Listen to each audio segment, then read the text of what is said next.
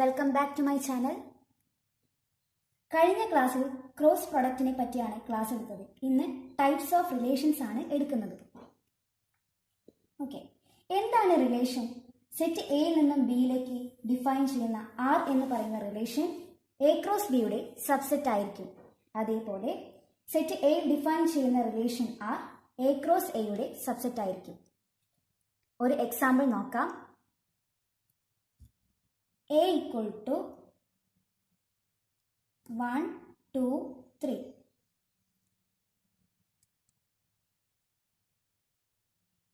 B equal to 4, 5, 6. Okay. A cross B equal to 1, 4, 2, 4, 3, 4, 1, 5, 2, 5, 3, 5, 1, 6, 2, 6, 3, 6. R1 equal to relation set builder ഫോമിലായിരിക്കും എഴുതുന്നത്. അപ്പോൾ R1 equal to A, B belongs to A cross B such that A less than B. അപ്പോൾ ordered പെയറിലെ first element ആയിട്ടുള്ള A രണ്ടാമത്തെ element ആയ ബിനെക്കാട്ടും ചെറുതായിരിക്കണം. Okay, അപ്പോൾ ഏതെല്ലാം എലമെൻറ്റ്സ് ആയിരിക്കും വരുന്നത്? 1, 4 വരും, 2, 4 വരും, 3, 4 വരും, 1, 5 വരും, 2, 5 വരും, 3, 5 വരും, 1, 6 വരും, 2, 6 വരും, 3, 6 വരും. അപ്പോൾ R1 എന്ന് പറയുന്ന റിലേഷൻ എന്തായി? എ ക്രോസ് ബി ആയി. അതുപോലെ R2 എന്ന് പറയുന്ന റിലേഷൻ കൺസിഡർ ചെയ്യുന്നു. A, B belongs to A cross B such that A greater than 2. Okay, ordered പെയറിലെ ഫസ്റ്റ് എലമെന്റ് ആയിട്ടുള്ള A 2 എന്ന് പറയുന്ന നമ്പറിനെക്കാട്ടും വലുതായിരിക്കണം. അപ്പോൾ ഏതെല്ലാം എലമെന്റ്സ് വരും? 3, 4 വരും, 3, 5 വരും, 3, 6 വരും. ഓക്കെ, 3, 4, 3, 5, 3, 6. R3 എന്ന് പറയുന്ന റിലേഷൻ കൺസിഡർ ചെയ്യുന്നു. Set for A, B belongs to A cross B such that A greater than B. Okay. അതായത് ഓർഡേർഡ് പെയറിലെ ഫസ്റ്റ് എലമെന്റ് ആയിട്ടുള്ള എ രണ്ടാമത്തെ എലമെന്റ് ആയിട്ടുള്ള ബിനെക്കാളും വലുതായിരിക്കണം. അപ്പോൾ ഏതെല്ലാം എലമെന്റ്സ് വരും? 1, 4 വരില്ല, 2, 4 വരില്ല, 3, 4 വരില്ല, 1, 5 വരില്ല, 2, 5 വരില്ല, 3, 5 വരില്ല, 1, 6 വരില്ല, 2, 6 വരില്ല, 3, 6 വരില്ല. അപ്പോൾ ഈ ഒരു സെറ്റിൽ ഏതെങ്കിലും എലമെന്റ്സ് വരുന്നുണ്ടോ? ഇല്ല, ഒരു എലമെന്റ്സും വരുന്നില്ല. അപ്പോൾ R3 എന്ന് പറയുന്ന റിലേഷൻ എന്തായി? 5 ആയി. ഓക്കെ, ഇനി ടൈപ്സ് ഓഫ് റിലേഷൻസ് ആണ് പറയുന്നത്. എപ്പോഴാണ് ഒരു റിലേഷൻ എംപ്റ്റി റിലേഷൻ ആണെന്ന് പറയുന്നത്? R = 5 ആകുമ്പോഴാണ്. അതായത് ഒരു സെറ്റ് എയിൽ ഡിഫൈൻ ചെയ്യുന്ന R എന്ന് പറയുന്ന റിലേഷൻ എംപ്റ്റി റിലേഷൻ ആണെന്ന് പറയണമെങ്കിൽ R = 5 ആയിരിക്കണം. അതായത് സെറ്റ് എയിൽ ഉള്ള ഒരു എലമെന്റും സെറ്റ് എയിലുള്ള മറ്റുള്ള എലമെന്റ്സുമായിട്ട് റിലേറ്റഡ് ആയിരിക്കില്ല. ഓക്കെ, ഇനി യൂണിവേഴ്സൽ റിലേഷൻ എന്ന് പറയുന്നത് എപ്പോഴാണ്? ഒരു സെറ്റ് എയിൽ ഡിഫൈൻ ചെയ്യുന്ന R എന്ന് പറയുന്ന റിലേഷൻ യൂണിവേഴ്സൽ റിലേഷൻ ആണെന്ന് പറയണമെങ്കിൽ R = A cross A ആയിരിക്കണം. അതായത് സെറ്റ് എയിലുള്ള ഓരോ എലമെന്റ്സും എല്ലാ എലമെന്റ്സുമായിട്ടും റിലേറ്റഡ് ആയിരിക്കണം. ഓക്കെ, അപ്പോൾ ഈ ഒരു എക്സാമ്പിളിൽ R1 എന്ന് പറയുന്നത് എന്തായി? യൂണിവേഴ്സൽ റിലേഷൻ ആയിട്ട് മാറുന്നു. R3 എന്ന് പറയുന്നത് എംപ്റ്റി റിലേഷൻ ആയിട്ട് മാറുന്നു. ഓക്കെ, ഇനി നമുക്ക് നോക്കാം. A, B belongs to R ആണെന്ന് വിചാരിക്കാം. ദെൻ നമുക്ക് എന്ത് പറയാം? A റിലേറ്റഡ് ടു B ആണെന്ന് പറയാം. ഇങ്ങനെയാണ് ജനറൽ ആയിട്ട് ഇതിനെ ഡിനോട്ട് ചെയ്യുന്നത്. അപ്പം R2 കൺസിഡർ ചെയ്യാം. അതിൽ 3, 4 ഉണ്ട്. 3, 4 എന്ന് പറയുമ്പോൾ എന്ത് പറയാം? 3 റിലേറ്റഡ് ടു 4 എന്ന് പറയാം.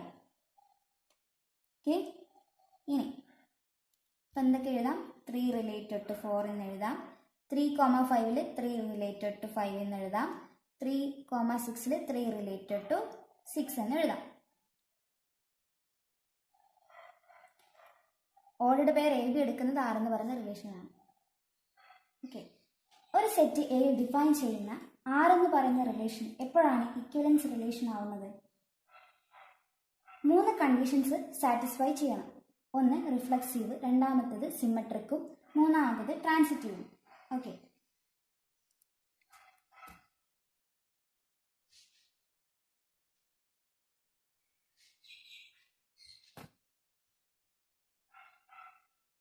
റിഫ്ലക്സീവ് ആകണമെങ്കിൽ if A comma A belongs to R ആയിരിക്കണം for every A belongs to A. If A comma A belongs to R ആയിരിക്കണം for every A belongs to A. അതായത് സെറ്റ് എയിലുള്ള എല്ലാ എലമെന്റ്സും അതിനോട് തന്നെ റിലേറ്റഡ് ആയിരിക്കണം. ഇനി രണ്ടാമത്തെ കണ്ടീഷൻ എന്താണ്? സിമെട്രിക് ആണ്.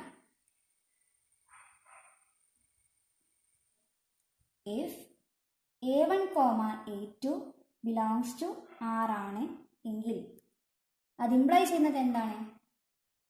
Implies that A2, A1 belongs to R ആയിരിക്കണം for all A1, A2 belongs to A. ഇനി മൂന്നാമത്തെ കണ്ടീഷൻ ട്രാൻസിറ്റീവ്. എപ്പോഴാണ് ഒരു റിലേഷൻ ട്രാൻസിറ്റീവ് ആകുന്നത്? If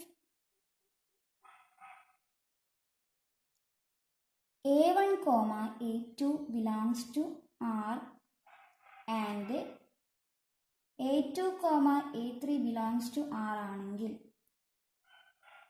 implies that A1, A3 belongs to R ആയിരിക്കണം for all A1, A2, A3 belongs to A.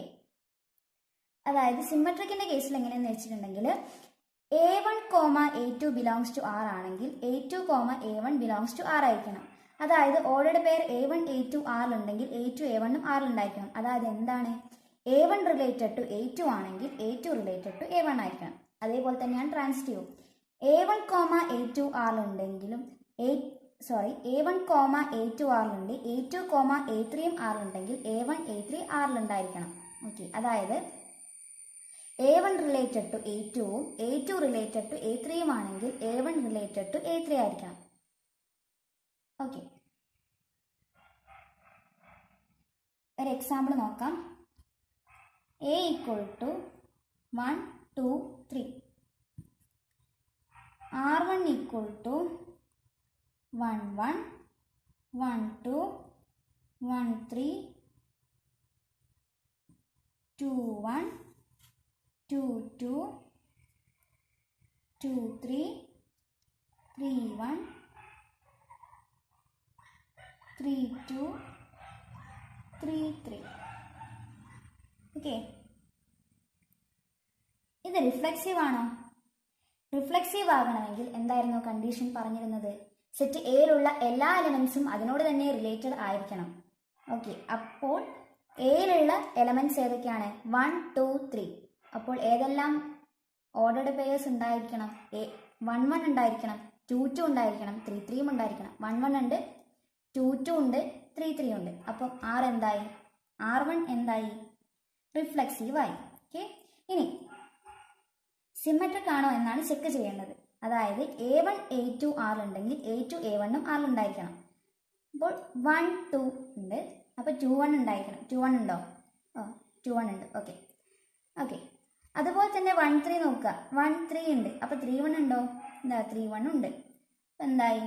Symmetric ആയി. ഇനി transitive ആവണമെങ്കിൽ എന്താണ് കണ്ടീഷൻ? A1, A2 R ഉണ്ട്, A2, A3 R ഉണ്ടെങ്കിൽ A1, A3 R ഉണ്ടായിരിക്കണം.